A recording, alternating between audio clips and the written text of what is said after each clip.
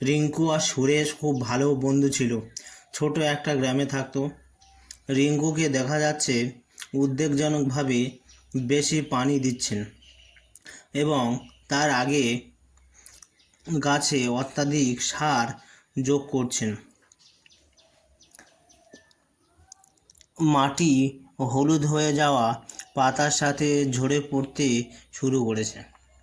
বিপরীতে সুরেশকে শান্তভাবে তার গাছের সঠিক পরিমাণে জল এবং যত্ন সহকারে রাখার জন্য তার গাছটির সবুজ পাতা এবং পাকা আম দিয়ে ফুলে উঠেছে।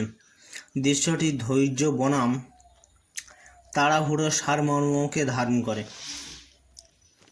অর্থাৎ আমরা এই গল্পের মাধ্যমে জানতে পারি যে ধৈর্যশীল প্রচেষ্টা সাফল্যের দিকে নিয়ে যায় সবসময়, আর যখন তাড়াহুড়ো করা কাজগুলো ব্যর্থতার দিকে নিয়ে যেতে পারে। অর্থাৎ বন্ধুরা, তোমরা এই গল্পের মাধ্যমে খুব সহজেই জানতে পারবে যে ধৈর্য আর বুদ্ধি এই দুটোকে কাজে লাগাতে পারলে জীবনের প্রত্যেকটা কাজ সরল হয়ে যায়। তাই আমি আপনাদেরকে সাজেশান দেবো যে কিছু করার আগে ভাবনা চিন্তা করা উচিত।